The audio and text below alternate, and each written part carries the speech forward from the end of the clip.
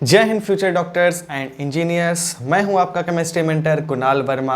आज हम आपके लिए लेकर आए एक नया टॉपिक और आज हम पढ़ेंगे परसेंटेज यील्ड और परसेंटेज प्योरिटी के बारे में। ठीक है ना। तो सबसे पहले परसेंटेज यील्ड को हम देख लेते हैं क्या होता है। परसेंटेज यील्ड क्या होता है? एक्चुअल यील्ड अपॉन में थ्योरेटिकल या expected yield into 100।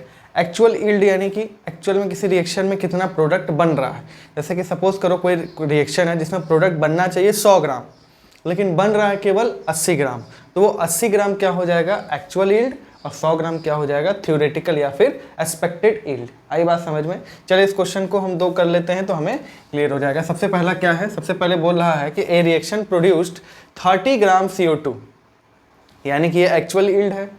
If the expected value of was 45 ग्राम, ठीक है ना। फाइंड परसेंटेज यील्ड, यानी कि परसेंटेज यील्ड पहले वाले में क्या हो जाएगा? परसेंटेज यील्ड बराबर एक्चुअल यील्ड यानी कि 30 अपॉन में थ्योरेटिकल यील्ड या फिर एक्सपेक्टेड यील्ड इनटू 100, और ये आ जाएगा आपका 67%। ठीक है ना, 67% आ जाएगा। क्लियर है? ये हो गया। सेकंड में ये कह रहा है कि 6 gram carbon is burn to produce CO2। ठीक है ना, पहले रिएक्शन लिख लो, C+O2 गिव्स CO2। ठीक है ना। अब ध्यान दो, ये 6 ग्राम लिया गया है और बोल रहा है कि 6 ग्राम बर्न करने पर CO2 बन रहा है। कितना बना है ये नहीं बताया, शायद यही पूछा हो। If the yield was 60%, how much CO2 was actually produced. मतलब रिएक्शन का जो यील्ड है वो 60% है। मतलब कि जितना बनना चाहिए थ्योरेटिकली रिएक्शन के अनुसार उसका केवल और केवल 60% बन रहा है। तो हम जरा चेक कर लें कि कितना बनना चाहिए। तो देख लो, ये क्या है? 1 मोल। ये भी क्या है? 1 मोल। ठीक है ना। यानी कि ये अगर 12 ग्राम है तो ये कितना है? 44 ग्राम।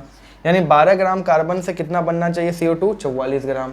तो 6 ग्राम से कितना बनेगा? 6 ग्राम से बनेगा 6 ग्राम कार्बन विल प्रोड्यूस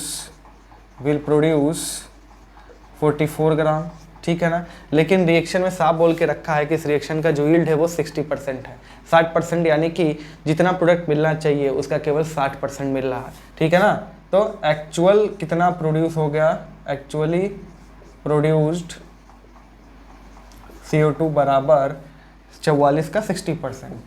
ठीक है ना। 1 मिनट, ये 12 ग्राम 44 ग्राम कर रहा है तो 6 ग्राम कितना करेगा? 22 ग्राम। ठीक है ना, इसको करेक्ट कर लेना। यानी एक्चुअल प्रोड्यूस CO2 क्या हो जाएगा? 22 इंटू 0.6। ठीक है, और ये आएगा 13.2 ग्राम। आई बात समझ में? कर लो इसको। एक और क्वेश्चन देख लेते हैं। चलिए क्वेश्चन देखते हैं। क्वेश्चन में ये कह रहा है कि ethane reacts with O2 to produce CO2 and H2O। नहीं भी बोला तो भी हम समझ जाते कि कंबशन कराने पे CO2 H2O बनेगा। Initially 5 mole ethane and 16 mole O2 was taken. ठीक है ना। 2 का अमाउंट यानी कि लिमिटिंग रीजन की बात आने वाली है। Find the amount of CO2 produced if the percentage yield is 60%। कितना CO2 बन रहा है अगर रिएक्शन का यील्ड 60% है। तो सबसे पहले हम निकाल लेते हैं कि कितना बनना चाहिए रिएक्शन के अनुसार, यानी कि थ्योरेटिकल यील्ड निकाल लेते हैं। उसके पहले हमको ये लिमिटिंग रीजेंट वाला चीज़ देखना पड़ेगा। तो पहले तो रिएक्शन को बैलेंस करो। C2H6 plus O2 gives CO2 plus H2O। 2 carbon है तो 2 कार्बन हमने कर लिया। ठीक है ना। यहाँ पे 3 हाइड्रोजन। ठीक है ना। तो 4 3 7, 7/2। ठीक, 7/2। यहाँ से फ्रैक्शन से बचना है तो 2 से मल्टीप्लाई कर दो। तो ये 2C2H6 plus 7O2 gives 4CO2 plus 6H2O। ये रिएक्शन हो गया। क्लियर? अब इसमें दे रखा है इनिशियली कितना मोल लेके चल रहे हैं। C2H6 का 5 मोल और ऑक्सीजन का 16 मोल। ठीक है ना। लिमिटिंग रीजन पता करने के लिए इसको 5 को 2 से डिवाइड करेंगे और 16 को 7 से डिवाइड करेंगे। तो ये तो 5/2 आ जाएगा 2.5, और ये 16/7। ठीक है ना। ये 2.5 से तो पक्का कम आएगा, यानी कि ये क्या हो गया? Limiting reason. अब एक्चुअल कितना CO2 बनेगा वो हम निकाल लेते हैं कार्बन डाइऑक्साइड से। अरे सॉरी, कितना कार्बन डाइऑक्साइड बनेगा हम निकाल लेते हैं ऑक्सीजन से। तो देखो 7 मोल O2 प्रोड्यूसेस कितना मोल? 4 मोल CO2। लास्ट में हम मास में क्या कर लेंगे? कन्वर्ट कर लेंगे, ठीक है ना। तो 1 मोल O2 will produce 4/7 mole CO2। तो ये बताओ कितना मोल लेके चले थे हम, 16 मोल। तो 16 मोल O2 विल प्रोड्यूस 4/7 इंटू 16, और इसको सॉल्व करने पर आएगा 9.142 मोल, ठीक है ना। ये तो एक्चुअल नहीं है, ये कितना है कि ये कितना बनना चाहिए था, ये थ्योरेटिकल यील्ड है, ठीक है ना, ये थ्योरेटिकल मोल्स है, ठीक है ना। एक्चुअल मोल या एक्चुअल यील्ड कितना हो जाएगा 9.142, इसका केवल 60% हो रहा है, यानी कि 60/100, और ये आ जाएगा 5.48 मोल। इतना मोल CO2 बन रहा है, यही आंसर हो गया है। मान लो अगर इसमें मास तुमसे पूछता तो 5.48 इंटू 44 कर देना, तो ये ग्राम में आंसर आ जाएगा, ठीक है ना। मोलर मास से मल्टीप्लाई कर दिया, क्लियर है। इसको नोट कर लो। अब इसके बाद हम परसेंटेज प्योरिटी की बात करेंगे, इसको नोट करो। चलिए अब बात करते हैं परसेंटेज प्योरिटी। परसेंटेज प्योरिटी का केस तब आएगा जब कोई कंपाउंड है जो एक्चुअल में 100% प्योर नहीं है, मतलब उसके साथ कुछ और इम्प्योरिटी है। जैसे हमसे कोई बोल रहा है कि 10 ग्राम हमने कंपाउंड, 10 ग्राम हमने सैंपल लिया है, उस 10 ग्राम में एक्चुअल में जिस कंपाउंड का रिएक्शन हो रहा है वो हो सकता है उसमें 7 ही ग्राम हो सकता है उसमें 8 ही ग्राम हो, ठीक है ना, लेकिन वो 100% नहीं होगा, ठीक है ना। तो परसेंटेज प्योरिटी कैसे हम निकालेंगे भाई, जितना मास प्योर कंपाउंड का एक्चुअल में प्रेजेंट है सैंपल में अपॉन में total mass of the sample into 100, ठीक है ना। जैसे कि मान लो 10 ग्राम सैंपल है, उसमें 8 ग्राम ही एक्चुअल में वो कंपाउंड है, तो 8 अपॉन में 10 इंटू 100 80%, ठीक है। ऐसा ही हमको करना है। चलो क्वेश्चन दे रखा है कि 5 ग्राम KClO3 सैंपल है जो 0.03 मोल O2 दे रहा है। Find percentage purity of KClO3। सबसे पहले तो रिएक्शन लिख लो। तो KClO3 gives KCl plus O2, इसको हम POAC से सॉल्व करेंगे, आप बैलेंस करके भी कर सकते हैं। इतना तो तय है कि 5 ग्राम KClO3 जो है वो 0.03 मोल दे रहा है। इसका मतलब हम ये चेक कर लें कि 0.03 मोल अगर O2 चाहिए तो कितने KClO3 की ज़रूरत पड़ेगी, कितने मास की ज़रूरत पड़ेगी, ठीक है ना। ये 5 ग्राम एक्चुअल में ये पूरा KClO3 का नहीं है, इसमें कुछ इम्प्योरिटीज़ भी हैं। हो सकता है कि KClO3 3 ग्राम हो, ठीक है ना। चेक कर लेते हैं हम लोग, ठीक है ना। देखो तो ये बताओ क्या है यहाँ पे 0.03 मोल O2। तो अगर 0.03 मोल O2 हमको प्रोड्यूस कराना है तो हम चेक कर लेते हैं कि कितना KClO3 की ज़रूरत है, ठीक है ना।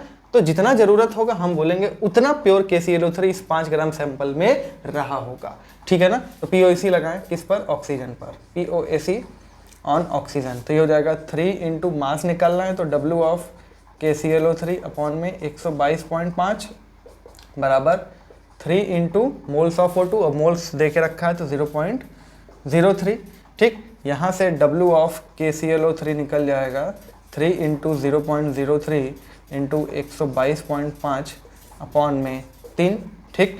ये निकल के आ जाएगा 2.45 ग्राम, यानी कि 0.03 मोल O2 पाने के लिए हमें इतना ग्राम KClO3 की ज़रूरत पड़ने वाली है। यानी कि इसमें 2.55 ग्राम क्या मौजूद है, कुछ अदर, ठीक है, कुछ इम्प्योरिटीज मौजूद है। तो परसेंटेज प्योरिटी क्या हो गया, एक्चुअल में कितना KClO3 प्रेजेंट है 2.45 अपॉन में कितना सैंपल का मास था 5 ग्राम इंटू 100, और ये आएगा 49%, ठीक। कभी कभी परसेंटेज प्योरिटी ना पूछ के परसेंटेज इम्प्योरिटी पूछ देता है। तो परसेंटेज इम्प्योरिटीज में क्या हो जाएगा, कितना इम्प्योरिटी का मास है, इम्प्योरिटी का मास कितना हो जाएगा 2.55 अपॉन में 5 इंटू 100, यह आ जाएगा 51%, या प्योरिटी निकाल के 100 में से घटा दो तो 51% आ जाएगा। क्लियर है, इसको नोट करो। फिर नेक्स्ट क्वेश्चन देखते हैं। चलिए कुछ क्वेश्चन देख लेते हैं। अब ये क्वेश्चन नंबर कौन सा है मुझे नहीं पता, मैं इसको 1 मान लेता हूँ, ठीक है ना। तो 1 का मैं सोल्यूशन करने जा रहा हूँ, देख लेना कौन सा सीरियल है। Find percentage purity of a sample of CaCO3 if 150 gram of sample of it give 44 gram CO2। तो ये CaCO3 जो है इसको हमको पता है कि हीट करने पर CaO प्लस CO2 बनता है। आई बात समझ में, ठीक। अब देखो सैंपल का मास कितना था 150, ठीक, और मुझे पता है कि यहाँ पर CO2 कितना निकल रहा है 44 ग्राम। तो देखो ये 44 ग्राम का मतलब, अब ये तो बैलेंस है, यानी कि ये होना चाहिए कितना 100 ग्राम, ये 56 ग्राम और ये 44 ग्राम। साफ पता चल रहा है कि 44 ग्राम CO2 के लिए 100 ग्राम CaCO3 चाहिए। यानी जो हम 150 ग्राम CaCO3 का सैंपल लिए थे उसमें एक्चुअल में CaCO3 कितना था 100 ग्राम। आई बात समझ में? तो परसेंटेज ऑफ CaCO3 कितना हो जाएगा 100, मतलब उसका मास कितना था एक्चुअल में कंपाउंड का, अपॉन में total mass of sample into 100, और ये 66.66% आ जाएगा। क्लियर है? चलिए सेकेंड वाला देखते हैं। MnO2 produces 2.24 litre Cl2 at STP, find percentage purity of MnO2। ठीक है ना, यहाँ पे देखो रिएक्शन नहीं दिया है लेकिन रिएक्शन यही है, ठीक है ना। MnO2 plus HCl gives MnCl2 plus 2H2O plus Cl2। ठीक है, इसमें कहीं लिख लेना ऑन रिएक्टिंग विथ HCl। ठीक, ये रिएक्शन है। अब ध्यान से देखो ये रिएक्शन बैलेंस्ड है। ये कितना है 1 मोल, तो ये भी कितना है 1 मोल। 1 मोल का मतलब कितना होता है 22.4 लीटर। ये कितना बन रहा है 2.24 लीटर। 2.24 लीटर का मतलब है 0.1 मोल। भाई इसको 22.4 से डिवाइड करो, पॉइंट इधर इधर पॉइंट इधर, तो ये 0.1 मोल हो गया। अब 0.1 मोल के लिए ये कितना चाहिए भाई 1 मोल से 1 मोल ही बन रहा है, मतलब जितना MnO2 का खर्च हो रहा है उतना ही मोल Cl2 का बन भी रहा है। जिसका मतलब अगर इसका 0.1 मोल बन रहा है तो MnO2 का भी कितना मोल बने, कितना मोल खर्च होगा 0.1।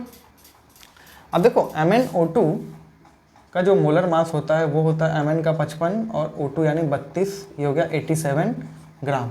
ठीक है ना, 87 ग्राम। अब इसको जरा मोल में चेंज करो तो मास में चेंज करो तो 0.1 equals to mass of MnO2 upon में 87। इसका मतलब W ऑफ MnO2 कितना हो जाएगा 8.7 ग्राम। 8.7 ग्राम। आई बात समझ में?